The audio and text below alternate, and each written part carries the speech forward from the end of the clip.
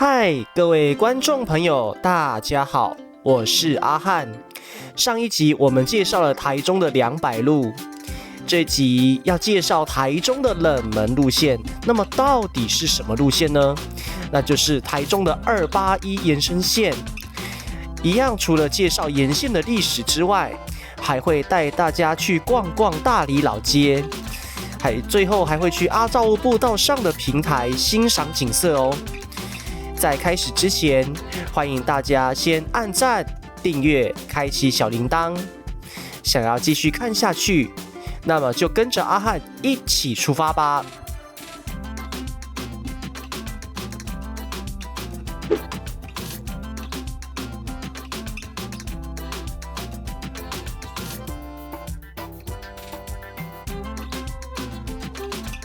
今天呢，要来台中介绍一条比较冷门一点的路线那就是281的延史281的延史呢是到这个朝阳科技大学的第2宿舍。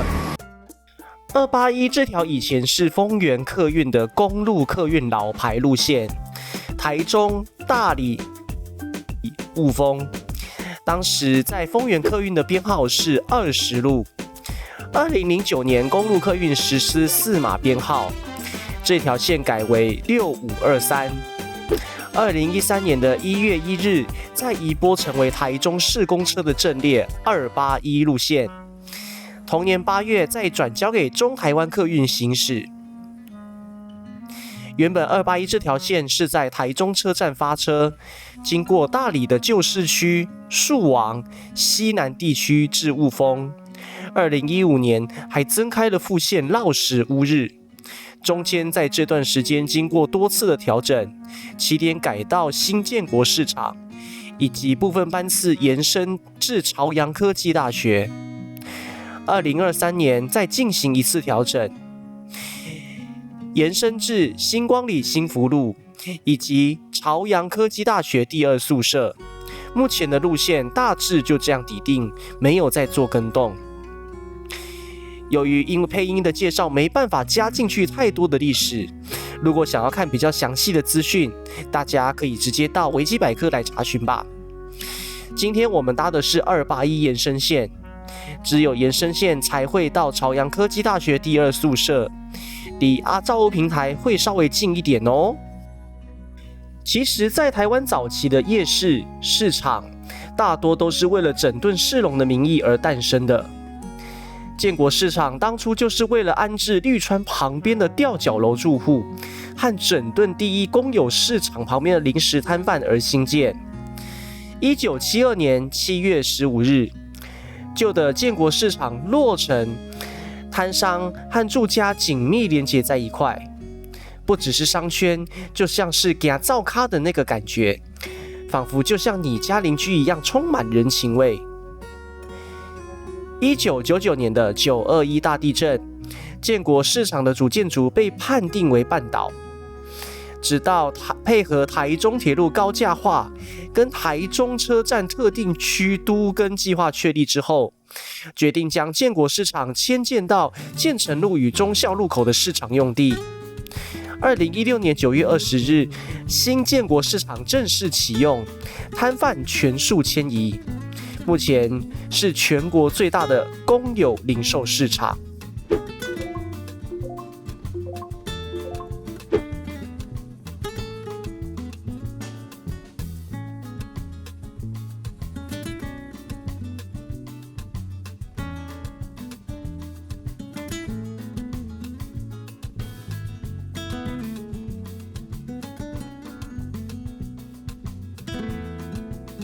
我们现在经过的地方是台中酒厂，就位在台中路跟复兴路的交叉口。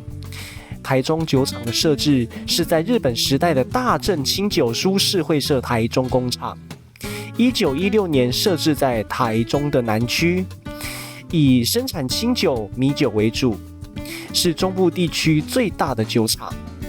之后由台湾总督府征收改制为台湾总督府专卖局台中酒工厂，而后因为产量增加的需求，扩建酒厂的规模。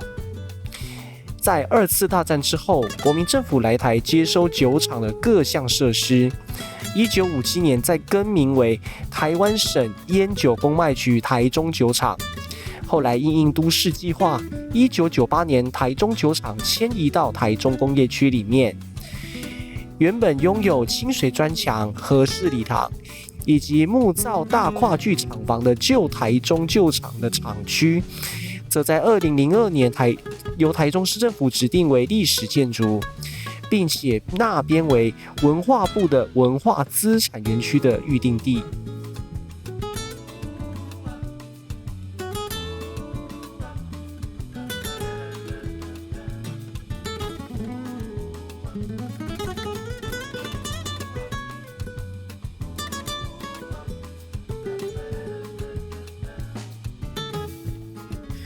你知道大理的老街在哪里吗？就位在大理区的大理街。这附近的公车并不多，大理多数的公车行经国光路或是中心路居多。这2条道路是不是让你以为是大理最早发展的区域呢？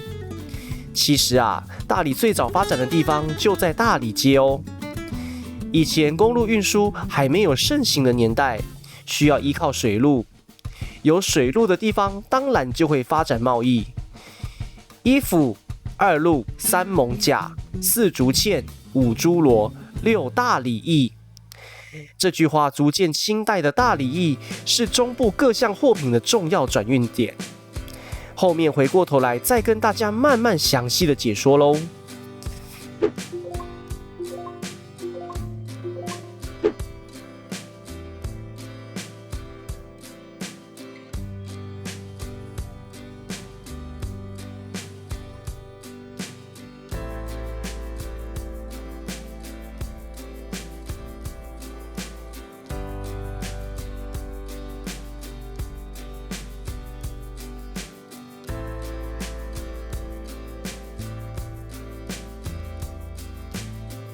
我们现在经过的地方是树王宫。提到树王宫，得跟大家提一下这个有趣的民间传说。当时嘉庆君游台湾，走到台中这个地方的时候，决定在这个大茄冬的树下休息。结果盗匪居然在这个地方等候。这个时候嘉庆君碰上了危险，不知道怎么才能突破重围。这个时候树上突然降下了一名红衣武士。这名武士大刀一挥，把匪徒吓得屁滚尿流。嘉庆君为了谢谢这名红衣武士，他却又回到了树上，从此人间蒸发。嘉庆君等不到这名武士从树上下来，认为这名武士应该是树灵的化身吧。于是为了报恩这棵茄冬树，决定封为树王公。乌日区的五光里，这里的旧地名是五张里。五张里的由来啊，是因为早期清朝时期开垦的面积大约有25甲的水田，张犁是耕作的地基单位，每5甲为1张犁，用99乘法表5525，所以称为五张犁。五张犁这里曾经有个小港口，只要是大肚溪进来的货物，一定要换成小竹筏才能继续到大理驿，也就是大理老街。所以呢，这里是乌日早期进入大理老街重要的水路。以前五张里这一带，只要是豪雨或是台风来袭，大理溪暴涨就容易发生淹水。尤其是1984年7月2日的一场豪雨，几乎淹掉半个台中市，五张里地区完全泡在水里。于是政府决定整治大理溪的计划。现今水患才有减缓一些。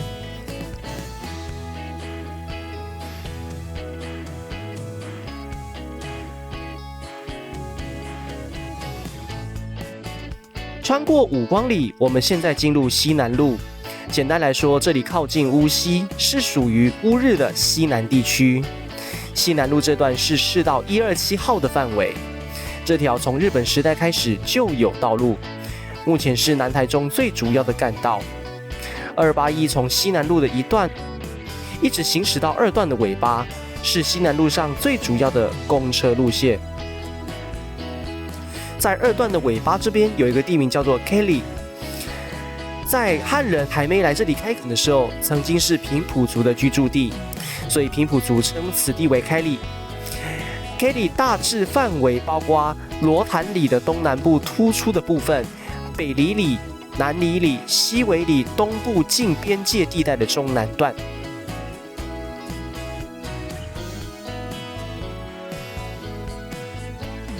四德社区位在雾峰的边陲地带。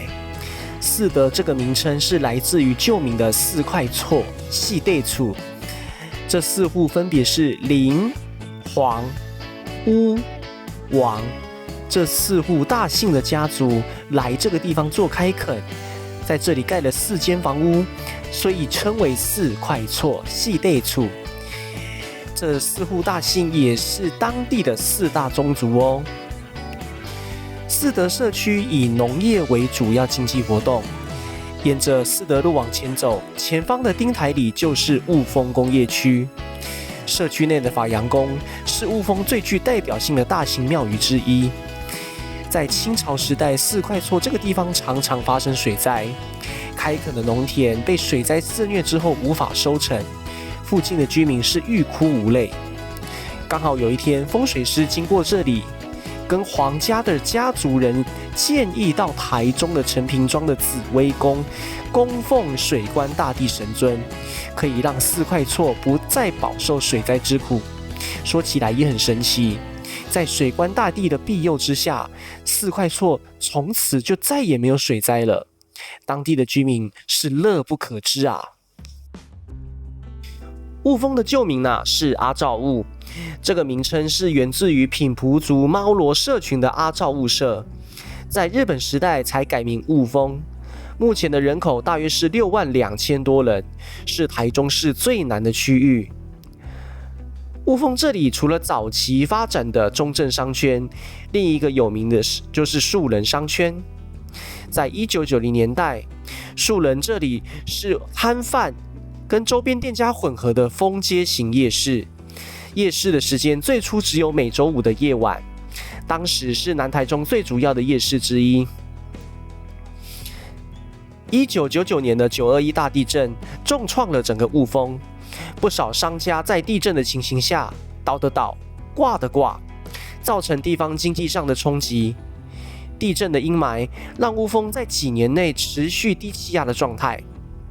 不过亚洲大学的设立加上商圈重振，不少外来客跟学生来这里享用美食。目前这里是雾峰比较热闹的区域之一，与中正商圈并驾齐驱。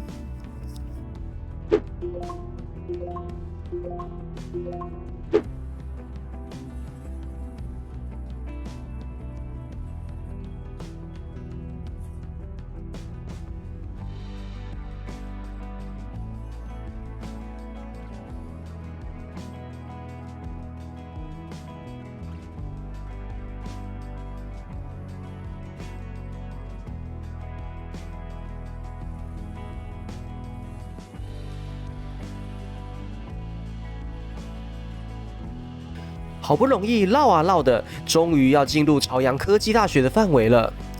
朝阳其实是1994年才创校的学校，1997年才改制为科技大学，是全台湾第一所私立科技大学的校园哦。来到这里，大家也许会觉得很远吧？如果大家都看到这里了，觉得搭281延伸线这样绕太远，那么可以跟大家建议，你可以在台中车站搭131、132，或是在高铁台中站的14号月台搭151到朝阳科技大学的校门口，换281延伸线进入朝阳科大的第2宿舍，会省下不少时间哦。阿汉会这样搭，是为了全程介绍这条冷门线的沿线介绍才会这样做。好啦，我们搭了这么长的时间，终准备要下车喽。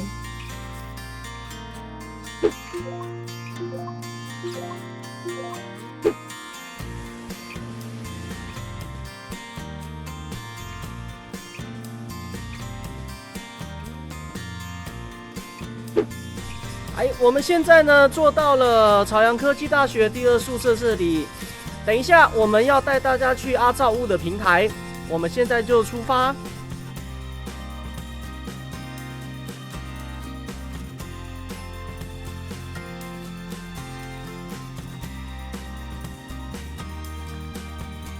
来，根据刚刚警卫的说法哈，如果说你要来阿造屋平台这边哈，你要从旁边的这一条路走上去，然后走到这个土地公庙，再上去一点点就是观景台了。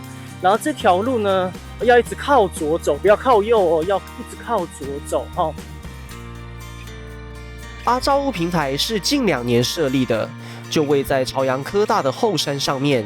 只要看到监后福德宫，往前走，旁边就是阿造屋平台了。白天不少登山客都喜欢来这里看风景。晚上也有人特地骑车上来这里看夜景哦，夜景是非常漂亮美丽的。这里的平台是360度全景，视野好的时候还能远眺整个中彰投的景色哦。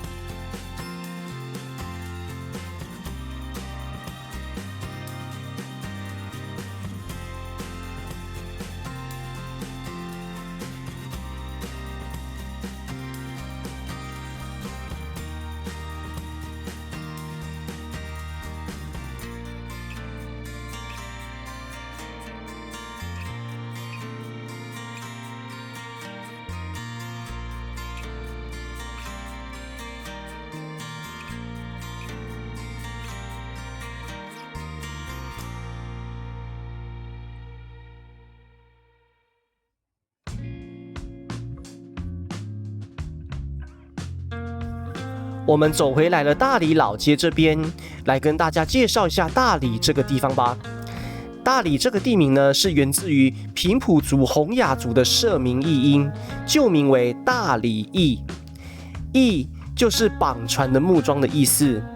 竹筏航行到码头边，因为大理溪的溪水比较湍急，船只必须系在驿的小木桩上面，才不会被溪流冲走。大理当初的码头在哪里呢？就在大理街尾的道斋龙。在清朝时期，因为这里刚好位在大理溪的河道旁边，只要有水运的地方，一定就会开展贸易。许多商人会沿着大理溪搭着竹筏来这里做生意，大理旧街就开始发展起来。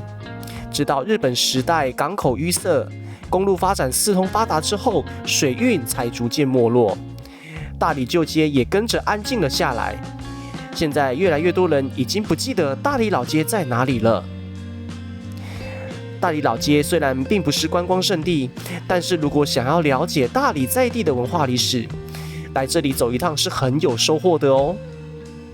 老街旁边的大理驿文化馆建于1929年，原本这里是日本时代的大理驿保证集会场所，现在是里长的办公室。有水陆贸易发展的地方，当然少不了了宗教信仰。大理老街附近的庙宇也很多，光是这附近就有4间庙宇。既然我们来了一趟老街，就得了解当地的信仰中心，我们就来介绍福星宫。在清朝的乾隆年间，有位高僧将妈祖从湄洲迎起来台，经过妈祖的请示之后，决定在大理驿这个地方安定下来，护佑当地的居民以及水运。现今的庙宇经过多次整修后，才成为现在的规模。福星宫主祀天上圣母、福德正神、神农大帝，其中妈祖卵生神像被称为老狸妈，是庙里面的重要古物哦。